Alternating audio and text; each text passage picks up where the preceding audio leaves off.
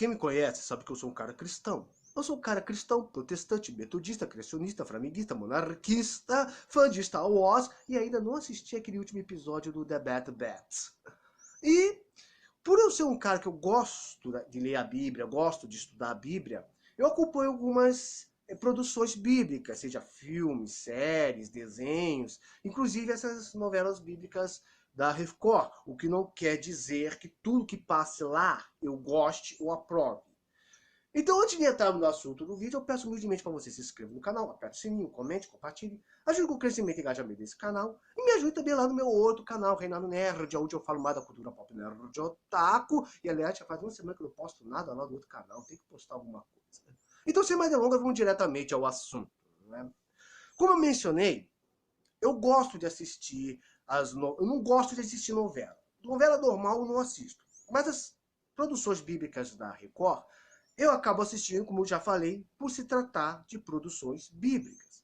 E muitas dessas produções são excelentes, como José do Egito, Os Dez Mandamentos, Rico e o Lázaro, a novela Jesus, que foram novelas que realmente, cara, claro, tem os seus erros, seus tropeços, mas foram histórias boas e bem construídas. O que não quer dizer que é assim com toda e qualquer produção bíblica da Record, como o caso daquela novela lá que teve a Jezebel, que é a pior novela que eles já fizeram, que foi tão ruim, mas tão ruim, que eu preferi assistir a novelinha da Poliana. Que ali não tem até nenhum problema, até que é legalzinho, eu sou um cara que eu gosto de criança mesmo, então. Mas assim, velho, e nós sabemos que sempre quando você vai fazer uma adaptação de alguma obra para a televisão ou para o cinema, vai ter algumas mudanças. Seja lá com livros como Harry Potter, Percy Jackson, Crepúsculo, né? Ou então até quando você adapta uma obra de um mangá para um anime, ou então até o UCM, que pega suas HQs de super-heróis e transforma daquele universo cinematográfico deles, né? E quando você compara, você vê que muitos dos personagens do UCM têm mudanças das suas versões dos quadrinhos. Então é óbvio que isso também aconteceria em relação às novelas da Record frente às histórias bíblicas. É lógico que nós não estamos falando de obra de ficção. Né? Os personagens, as histórias mostradas na novela, não são coisas criadas no imaginário de uma pessoa. Para nós que somos cristãos, que cremos na Bíblia e tudo mais, aqueles personagens que vão aparecer nas novelas, eles existiram. Né? Foram personagens que foram usados por Deus. Foram pessoas que muitas vezes nós, cristãos e judeus também, nos espelhamos na nossa caminhada de fé. Então, às vezes, uma mudança que você faz em algum personagem acaba até se tornando ofensivo para as pessoas que creem na existência daqueles personagens. Então, assim, cara, e muito tem se debatido a respeito desse arco que agora está tendo na novela, o arco de Jacó, em relação às irmãs Lia e Raquel. Né? E eu falo uma coisa, ó, o motivo pelo qual eu estou fazendo esse vídeo cara, é porque o negócio está tão descarado, que está merecendo a gente, quem realmente tem fé, de estar comentando acerca disso. Antes de mais nada, da Bíblia, quem são Raquel e Lia? Bem, quem conhece a história sabe que depois que Jacó ele se apropriou da bênção que era de Esaú, seus pais o mandaram para Padã Aram, aonde ele tinha que se casar com uma das filhas de Labão, irmão de sua mãe Rebeca. Raquel e Elias eram filhos de Labão, que se tornariam esposas de Jacó e mães dos 12 patriarcas. Praticamente 8 deles, já que 6 eram filhos de Lia, os 2 mais novos eram filhos de Raquel, e os outros 2 eram filhos de Zilpa e 2 eram filhos de Bila. E Zilpa e Bila não eram esposas de Jacó, eram concubinas de Jacó. Para quem não sabe, concubina é uma espécie de serva que tem funções de esposa. Né? Mas é coisa, tradição antiga, lá na época na época da Era do Bronze. Né?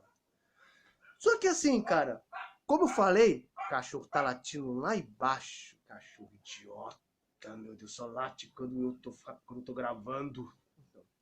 Só que o grande problema, como eu mencionei, eles sempre readaptam, né? Já é a terceira adaptação da Record em frente à história de Jacó. A primeira lá do José do Egito, né? Onde mostrou, teve uma pequena participação de Raquel, e demonstrando Lia como uma mulher meio amargurada, até ciumenta, por causa do Jacó, que nunca deu a ela o respeito que merecia. E depois tivemos a série Lia, onde botou a Lia como protagonista e a Raquel como uma patricinha, moleca, né? E agora, nessa terceira adaptação, novamente estão querendo colocar a Lia como protagonista e a Raquel como uma menina fútil, né? Uma menina encrenqueira, que fica fazendo jogos, fazendo apostas, né? E assim, a Bíblia não fala nada disso, né? Ou seja, estão de novo querendo vilanizar a Raquel, e eu não entendo essa mania, esse cisma que a Record tem com a personagem Raquel. Vamos lembrar que na história de Raquel e Lia, não foi a Raquel que se intrometeu na história do romance de Jacó com Lia. E sim foi Lia que se intrometeu no romance de Jacó com Raquel, por causa de seu pai Labão. Porque Jacó chegou sem nenhum dote. Ele trabalhou 7 anos por Raquel, o que era combinado com Labão. E Labão, vendo que Jacó era um homem que prosperava, querendo que ele continuasse trabalhando por ele, o que aconteceu? Enganou Jacó, dando Lia do seu lugar. E com a desculpa de que, porque dessas terras a filha mais nova não pode casar antes da filha mais velha. O que realmente era a tradição dos tempos sumérios. Né? O que leva a crer que a Lia verdadeira, a Lia bíblica, ou ela participou desse estratagema do Labão porque foi obrigada, ou porque foi convivente, não é porque não conseguia arranjar marido. Agora, já no caso da novela, eles querem colocar a Lia como uma protagonista de uma maneira, cara, que, assim, vamos dizer que chega até ferir a inteligência do cristão. E a Raquel, entendeu? E aí criando até aquele negócio, sabe? Uma coisa que eu estava até vendo outro dia no Facebook, colocando lá uma imagem, postando a Raquel, uma desprezada, a outra escolhida, colocando a Lia como se ela fosse a escolhida de Deus. E assim, velho, não existe na Bíblia nenhuma referência que fala que Lia era a escolhida ou a preferida de Deus. Sabemos sim que Raquel era a esposa que Jacó mais amava. Mas isso não quer dizer que a Lia era a escolhida. Pode até ter alguns textos que apontem para essa afirmação, mas literalmente não tem nada desse jeito. Né? Aí alguns falam, mas acontece que Lia, ela foi escolhida porque seria de Lia que viria Jesus, que viria o Messias. Né? Cara, você tem que entender uma coisa. Deus não é Deus de predestinação. Deus não trabalha com predestinados. Deus trabalha com escolhidos, com pessoas escolhidas por causa do seu livre-arbítrio. Vamos lembrar que Deus, ele não olha a aparência e sim o coração. Até ainda na conta do que a novela ali apresentou, do caso ali da personagem na novela. Né? Mas, no entanto, pegar essa afirmação e falar que foi escolhido unicamente porque dera vir o Messias é uma coisa muito rasa. Vamos lembrar que Jesus veio da descendência de Davi. Davi foi escolhido por Deus para ser rei de Israel, não porque ele era bonitinho, e sim por causa do seu coração. Né? Porque o próprio Deus fala, o homem olha a aparência, eu olho o coração. E o Davi era um homem segundo o coração de Deus. Né? Tanto é que mais tarde, Deus faz uma aliança com Davi, falando de que sua descendência viria o Messias, por causa da fé que Davi teve. E nota, isso não quer dizer que todos os descendentes de Davi eram pessoas boas. Não. Das descendentes de Davi, você vai encontrar muitos reis bons, como Ezequias, como Josias, mas você vai também encontrar muitos reis ruins, como Zedequias, Jeoiaquim, né, como Jotão. Então, quando você olha da genealogia de Cristo, você vai encontrar muitas pessoas boas e ruins. Não é? A própria mãe de Jesus Cristo, a Maria, ela não foi escolhida por Deus porque era mais bonitinha, em sim porque era mulher justa. Se o requisito fosse apenas ser descendente de Davi ou Lia, qualquer mulher ia servir para ser mãe de Cristo. No entanto, Deus escolheu, até porque da descendência de Davi tinha um ramo muito mais amplo de pessoas que Deus poderia ter escolhido para ser a mãe de Cristo. No entanto, Deus escolheu Maria por causa de sua fé e de seu coração. Né? No caso de Lia, falar que ela foi escolhida de Deus, porque ela foi a mãe de Judá, e de Judá viria o Messias, é uma coisa muito rasa. Não é? Até porque, vamos lembrar, que nessa questão de filiação, dos filhos de Jacó, o que foi mais justo, o mais nobre, foi José, que era filho de Raquel. O que mostra que Raquel foi muito mais ela observadora do caráter de seus filhos, praticamente do seu filho, né, já que Benjamim nasceu do parto, né, Raquel morreu do parto de Benjamim. Mas ela deu muito mais atenção ao caráter de seu filho do que Lia em relação aos seus outros 6 filhos. Não é? Vamos lembrar que somente 6 filhos eram o da Lia. E ela também teria mais uma menina, a Diná. Não é? O que leva a que Raquel não devia ser uma mãe tão ruim assim. Aí tem alguém que fala, mas a Raquel era idólatra. Aí por quê? Porque ela roubou os ídolos de Labão. Cara, falar que Raquel era idólatra porque ela roubou os ídolos de Labão é a mesma coisa que falar que Davi era um homem sanguinário por causa das pessoas que ele matou nas batalhas. Lógico, Davi matou um monte de pessoas na guerra porque ele era um homem de guerra. Mas quando você lê os salmos de Davi, você vê que você não está falando de um homem sanguinário, um homem que tem desejo por sangue, um homem que anseia pela guerra. Não, é de um homem que buscava por Deus e que suas guerras eram apenas em prol de Deus e da nação. Né? No caso de Raquel, você não tem passagem bíblica dela se prostrando e adorando a outros deuses, até porque ela já tinha influência do Deus de Jacó por meio de Jacó. Então por que ela roubou os ídolos de Labão então? Simples. Uma vez um teólogo, um pastor, ele explicou o seguinte: nos tempos antigos, lá na época da Era do Bronze, né, época muito marcada pela idolatria, os mesopotâmios eles tinham vários deuses. Tanto deuses nacionais, aqueles que eram os deuses adorados pelo rei que protegia toda a nação, e deuses menores, que eram os deuses caseiros, que protegiam uma casa, uma família. Era a tradição daquela época que quem tivesse esses deuses, né, ou seja, eu sou pai e tenho meus filhos. Se um dos meus filhos tiver a posse das minhas imagens, este filho vai ser o herdeiro legítimo de tudo que tenho, né? Ou maior parte de tudo que tenho. Né? Era a tradição daquela época. Era tipo igual a bênção que Jacó se apropriou de seu irmão Esaú. Só que dali, no caso, sendo imagens. Então, quando Raquel roubou as imagens de Labão, não foi com o intuito de adorar, e sim de proteger Jacó. Porque vamos lembrar que Jacó estava fugindo de Labão. Ela queria que Jacó se tornasse um dos herdeiros de Labão. Não é?